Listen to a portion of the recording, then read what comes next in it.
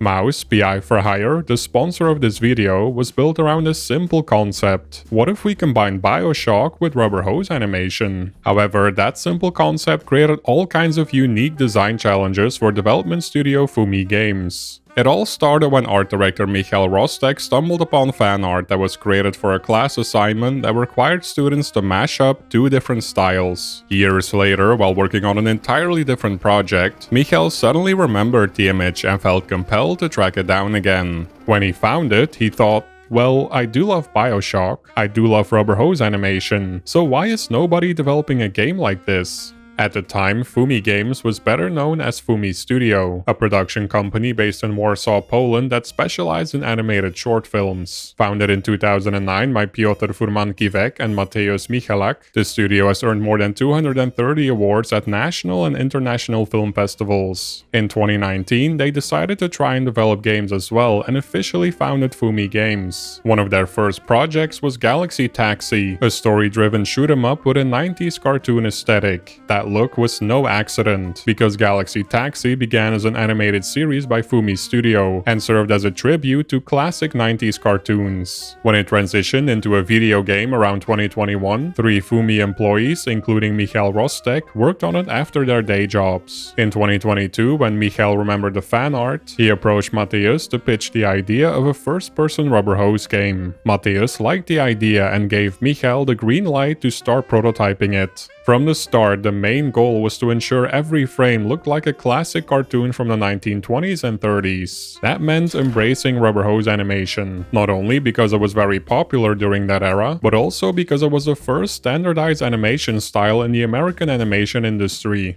The style is defined by characters with bendy hose-like limbs and a constant bouncy rhythmic motion that ignores realistic anatomy. It was used by major animation studios before more realistic animation styles took over in the late 1930s. There was never any internal debate about whether the game should be in black and white or color. The team wanted to stay true to the earliest rubber hose cartoons, and that meant committing to a black and white art style. Beyond rubber hose animation and BioShock, the developers were also fans of games like Metroid Prime, Doom, and Blood, which helped shape their decision to make Mouse P.I for Hire a first-person shooter. The very first prototype was built in the Godot game engine. Though it was rough, simple, and rudimentary, it served its purpose as a proof of concept and highlighted the game's potential. It convinced Mateusz to hire more people and assemble a small team of 5 developers. What started as a cool idea had now turned into a passion project, and the team couldn't be more excited to work on it. In December 2022, they posted a first screenshot of the game on Twitter. It gained some traction, but nothing major. A few months later, however, things really started to take off, but more on that in a second. To make everything look as authentic as possible, all the animation is done traditionally, by hand. Weapons, enemies, UI elements, everything is drawn frame by frame. This was by far the biggest challenge the team faced during development. To push that authenticity even further, they embraced the violent, chaotic, and expressive energy of those old cartoons. And to deliver a fun FPS experience, they combined hand-drawn 2D sprites with 3D environments, something that, according to lead producer Maciek Szemen, hadn't really been done before. This workflow created some unique challenges. Unlike 3D characters, where a single model can simply be rotated, each character had to be drawn from multiple different angles. To make that work in a 3D environment, the developers tethered each enemy and NPC to the player's perspective, allowing characters to remain flat while rotating between those hand-drawn views as the player moves through the world. Naturally, that meant an enormous amount of drawing. Therefore, careful planning was essential before even a single frame of animation could be made. Every character, weapon, object, UI element, and gameplay mechanic had to be thought out in advance. Making changes later in development often meant redrawing hundreds, if not thousands of frames. Even something as simple as increasing an enemy's movement speed could have a major impact on the art team. Cutting a gameplay mechanic late in development could also mean losing weeks of work that had already gone into creating the necessary drawings. In early 2023, lead engineer David posted snippets of his work on TikTok. Within a day, the video had reached 40,000 views. Not bad, but 24 hours later, that number had surged to 1 million. The team was stunned by how quickly their game concept had gone viral. People seemed to love it. Shortly afterward, they were even contacted by IGN. I remember it was Tuesday morning when I got an email from IGN asking if we had a trailer. We didn't, so during the night, working overtime and through the weekend, we quickly created a Steam page and a trailer. The following week, IGN shared the project's first trailer, back when the game was still known simply as Mouse. This brought in millions more views, and the trailer even became IGN's most watched video at the time. It was both very exciting, but also really overwhelming for the team. My email basically broke. I got hundreds of emails from press, investors, publishers. Everyone wanted to know more about Mouse. At that time, we were still at a very early stage of development. It was basically just a concept demo. It was now more clear than ever that that rubber hose game was a once-in-a-lifetime opportunity. Fumi Games decided to commit all of its resources to Mouse and begin full production. It was also around this time that the team made the switch from Godot to Unity. Mouse now had to become a full game, complete with a story, NPCs, bosses, side quests, upgrades, and a wide variety of environments. That created a major challenge for its black and white aesthetic. Most games rely on visual cues like yellow paint to guide players, but Fumi Games had to use lighting, shadows, movement, audio, and other elements instead. For instance, items which aren't interactable are typically obscured in shadow and colored a bit darker, whereas interactable items are brighter and feature rubber hose movement by bouncing in place. The team spent a long time fine-tuning the lighting, contrast, and hand-drawn textures to make sure players could clearly tell what was interactable and where to go. They also put a strong emphasis on environmental variety, like urban, industrial, and rustic settings, to keep levels feeling fresh.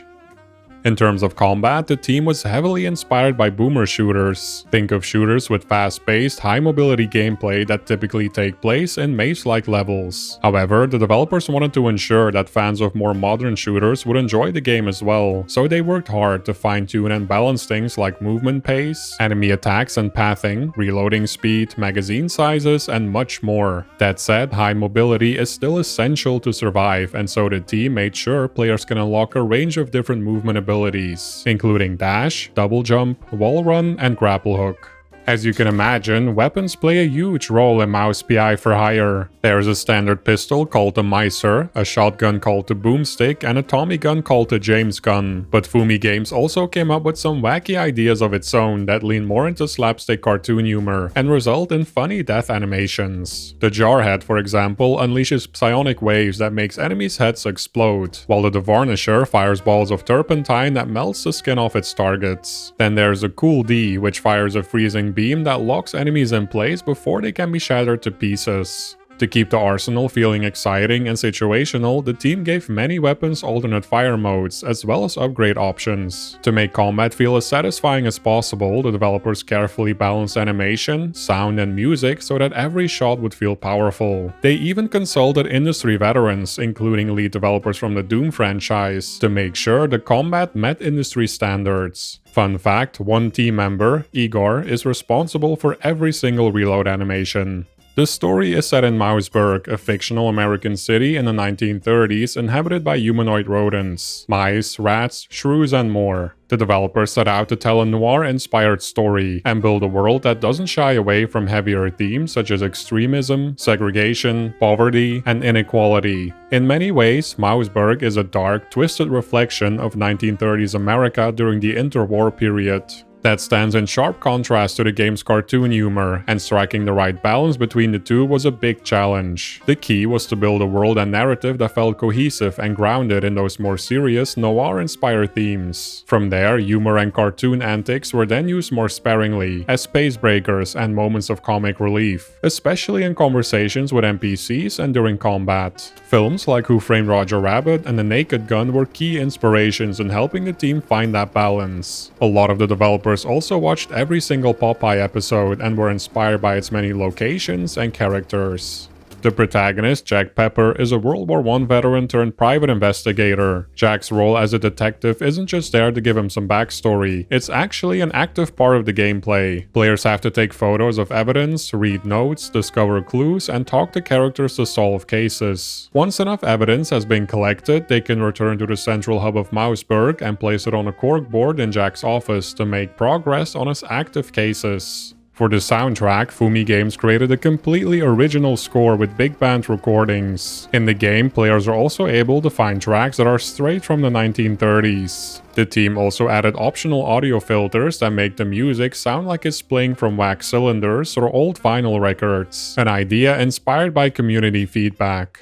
Fumi Games worked hard to put together a full demo in 2023, something they could show to publishers in the hope of securing the funding needed to bring all of their ideas to life. In January 2024, the studio signed a deal with publisher Playside Studios, and that's when production truly began to ramp up. The team grew from just 5 developers to around 32. 2 years later, the game counted over 54,000 frames of hand-drawn animation. With so many assets in the project, the developers even had to build special tools to compress the 2D animations and keep performance optimized. With the help from Playside, the team even managed to port the game to consoles. With over 1.5 million wishlists on Steam and tens of millions of views across social media, Fumi Games is incredibly grateful for the support Mouse P.I for Hire has received over the years, and couldn't wait to finally share the team's hard work with the world. At the same time, Fumi Games is already thinking beyond Mouse P.I for Hire and what comes next for the studio creatively. Rather than treating the game as a one-off experiment, the team sees its distinctive visual approach as something that will define Fumi's identity going forward.